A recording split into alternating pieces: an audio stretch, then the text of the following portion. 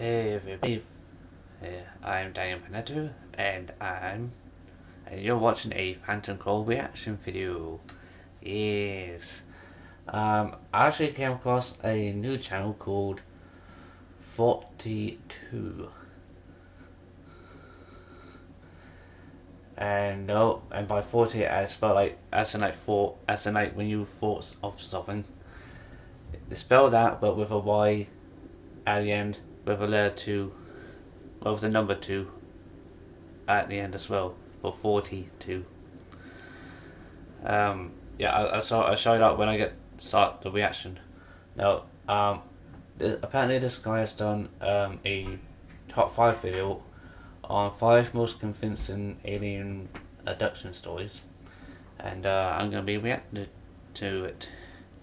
And as you can tell, I'm feeling kind of lazy again, and well, I don't really want to sit down. And this is actually becoming a bit of a routine now, where you actually see me laying on my bed. So I could literally be like this, and and react to the video. That could be like a try not to get up challenge.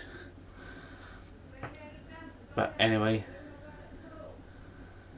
let's get right to the reaction video, shall we? Oh yeah, and by the way, the link to this original video will be in the description box down below, so don't worry. And also, that's how you spell this dude's username, 42. Just want to include that in the video, just to let you all know. Now let us begin. Hey, 42 here. Have extraterrestrials visited our planet? These terrifying real-life abduction stories seem to suggest that not only have they visited, they've been here for a while, watching us, experimenting on us, and even crossbreeding with humans.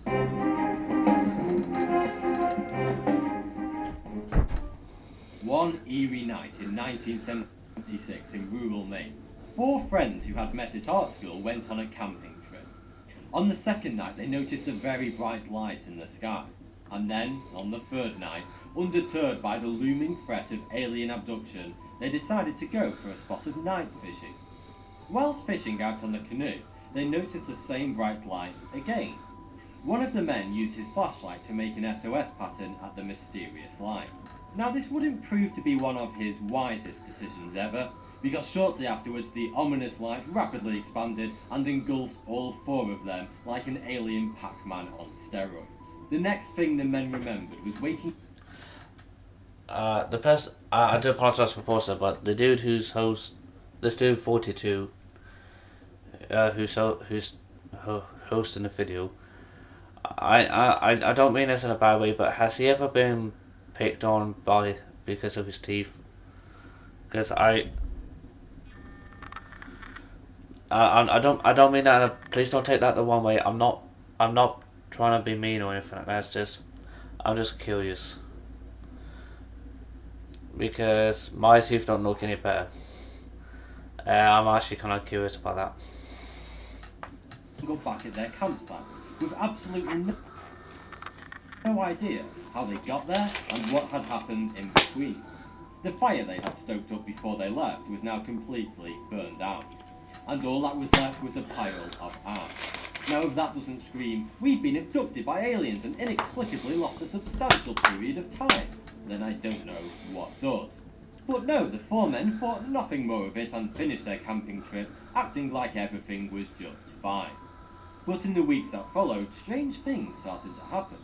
Firstly, all 4 men started to have the same horrific nightmares about being aboard a spaceship with mysterious beings that had long necks and large heads. In each of the nightmares, one of the men was being humiliatingly experimented on, whilst the other 3 men helplessly watched, unable to intervene. It was at this point they realised something serious went down during that camping trip. So, disturbed by their dream, the men later met with a group of UFO specialists, who suggested that they undergo regressive hypnosis. Did he have to include the fucking tinfoil hats? Did there have to be some people wearing some fucking tinfoil hats? I do apologize for my language, but honest to God, that's like the most stereotype UFO enthusiast. That some UFO enthusiasts wear fucking tinfoil hats. That's a fucking stereotype. Shit. Therapy to make all their horrific memories come flooding back. During the sessions, all four men revealed remarkably similar memories of being abducted and experimented on. Being artists, all four men were able to accurately sketch their abductors, as well as the spacecraft. All of the men's sketches were freakishly similar. Following psychiatric examinations, the men were all deemed to be mentally stable, and they all passed lie detector tests. The unnerving event has since come to be known as the ALLAGASH Abductions, and at the time it reached national primetime news. Next up is the horrific story of the abductions of Jesse Long. Jesse Long is a man from Tennessee who claims he was first abducted by aliens in 1957, when he was just 5 years old. Jesse and his brother were playing on the hill behind his house, when they came upon what appeared to be a round house under construction. The two boys obviously hadn't seen enough sci-fi horror movies, because instead of fleeing they stayed to examine the UFO-like object closer.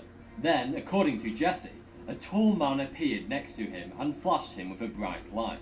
Jesse was instantly paralysed from head to toe.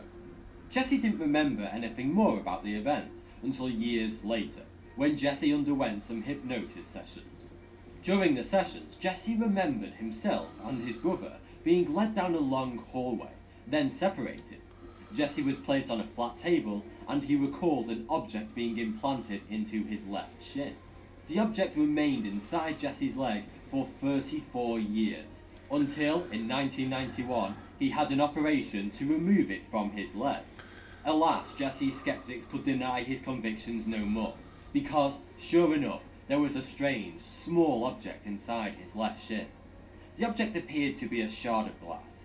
However, it was sent for further research at a laboratory, and the research came up with some extremely It wasn't bizarre normal results. glass, was it? The Southwest Research Institute, who examined the supposed alien object, had this to say. The object had a very remarkable composition, and it exhibited unique surface characteristics that cannot be explained, and that the questions outnumbered the answers. Jesse claims he has been abducted again multiple times over the years, and in one particular, apparently extremely traumatic abduction, Jesse was forced to crossbreed with what he believed was a female alien being. In 1990, Jesse Long was driving to New Orleans, right outside of Albuquerque, New Mexico, when a light appeared and Jesse's car was lifted off the interstate, and he was brought up inside an alien craft with Jesse still inside his car. Jesse was then placed on a table and presented with an alien baby, and told, "This is your child." Jesse wasn't sure whether they were simply informing him of his new alien child, or they were seeking child maintenance. Either way, they seemed rather proud of what they had accomplished. Now this next case is very rare, because it's one of the few alien abduction cases that doesn't end in mutilation, death, or weird alien babies. It actually has a happy ending. John Salter Jr. was travelling on the highway with his son, when suddenly they discovered they were driving in the wrong direction, and they had lost an hour of time. Now we all know what happens next. The two men had no memory of what had happened during their lost hour, and continued with their journey as normal. However, a little while later, they apparently saw a UFO in the sky. Seeing the mysterious alien craft in the air jogged John and his son's memories, and they started to remember the strange and disturbing events that took place during their hour of lost time. The two men recalled seeing a group of children and a taller, half-human, half-alien creature. However, the men both said they were not afraid of the aliens. They instead felt extremely protected, and they felt a strong connection with the alien beings. The two men were then guided into a room by their new alien buddies, where they underwent a thorough medical examination and peculiar procedures. However, unlike other alien abduction victims, John and his son reported an overall improvement in their health. But by far the weirdest part of the story, and the thing that makes it the most believable, is that John had a scar on his forehead. However, after his abduction, the scar had completely vanished. In most alien abduction cases, the abductee is Now those are some kind ass aliens. I do apologise with how rude that probably sounds, but but those are some half decent aliens. Cause like if they were decent, if they had the decency to like do like an examination on them and try and try to help improve their health, then those are some awesome aliens. They get 2 thumbs up. Those aliens each get 2 thumbs up from me. Even though that probably doesn't look like it. somewhat safely returned to Earth, and then they tell others of their abduction. But this adds a level of uncertainty into the validity of their story, because they could of course be making it all up. That's what makes this next case so believable, because unlike in most abduction stories, Frederick Valentich was never ever seen again. 20-year-old Frederick Valentich was an aspiring pilot in Australia, until on the 21st of October 1978. During a training flight off the southeast coast of Australia, something completely... Does it have to be the 21st of October? During his flight, Valentich... Did it have to be the 21st of October because that's my birth date? radioed Melbourne's air traffic control to advise them that he was being shadowed by an unidentified craft flying about 1,000 feet above him. Frederick said the craft was circling his own, and it was emitting an eerie green light. He then told air traffic control that he was experiencing engine problems. Air traffic control asked him to describe the other aircraft, to which Frederick replied, "It's not an aircraft." And then suddenly the transmission was interrupted by metallic scraping sounds, and all contact was lost. A 4-day-long search was undertaken of an area 1,000 square miles large, but no trace of Frederick Valentich or his aircraft was ever found. When the police questioned nearby witnesses, there were numerous reports of people sighting a UFO in the sky above Australia on the night of Frederick's disappearance. And finally is the spookily convincing abduction of Travis Walton. Travis is an I American remember the lawyer Travis Walton who, case. on the 5th of November 1975, at 22 years old, was Remember working with a logging the crew 5th in of the Apache November. Sitgreaves National Park in Arizona. When Travis and his crew finished for the day, they were driving home in the same truck, when all the men spotted a bright yellowish light from behind a hill up ahead. They drove closer, and they saw a large golden disc hovering above a clearing. The driver stopped the truck, and Walton leaped out and ran towards the disc. The others shouted at Walton to stop and come back to the truck, but he carried on regardless. The rest of the crew insist that they saw a blue-green light come from the disc and strike Walton. Walton then rose a foot into the air with his arms and legs outstretched, and then he disappeared, along with the hovering gold disc. The other men reported the incident to the police deputy sheriff when they got home. The sheriff reported that all the men were distraught and 2 of them were in tears. A large search party then carried out a search for Walton over the next few days, but there was no trace of him, until 5 days later, when Travis Walton mysteriously reappeared. Disturbingly, Walton had lost a significant amount of weight during his 5 days of lost time.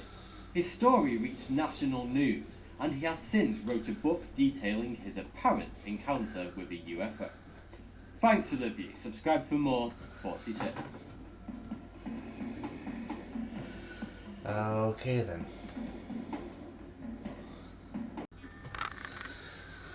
Oh yeah, I actually remember hearing about that Travis Walton case once or twice before. I think like the one time I do remember hearing about that Travis Walton case was actually in an episode of a TV show called Paranormal Witness. Um, I'm not gonna go into too much detail about what that show is about.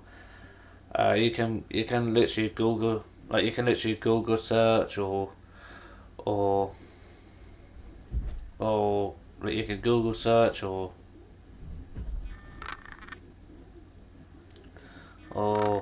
or maybe do a YouTube search on paranormal witness, and you should be able to find some episodes of it and whatnot. Yeah, I will admit this is actually interesting in a way, because you can get quite a few different alien encounters.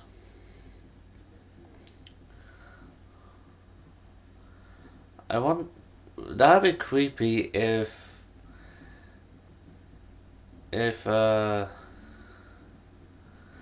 creepy do you think that would be if like with the whole extraterrestrial thing, like if alien life were proven to be real, could you imagine how weird that would be if um if we had like a Star Wars type scenario where we have like where you could someday start developing the Force and then become like a Jedi or Sith or something like that. That'd be kind of weird, but at the same time that would be kind of fun. Anyway, that's gonna be it for this video. Link to this original video on 42's YouTube channel will be in the description box down below. If you enjoyed this reaction video that I did, please give it a thumbs up. Comment down below what your thoughts are. Subscribe to my channel and whatnot. I may check out some other videos that this dude has as well. Because this dude does seem like he has made some good videos. Judging by this video, and also judging by the like to dislike ratio, this guy definitely seems like it's got a heck of a lot of people who like his videos. Since this guy's literally got just over 22,000 likes and just under 1,000 dislikes. Anyway, until next time, goodbye for now.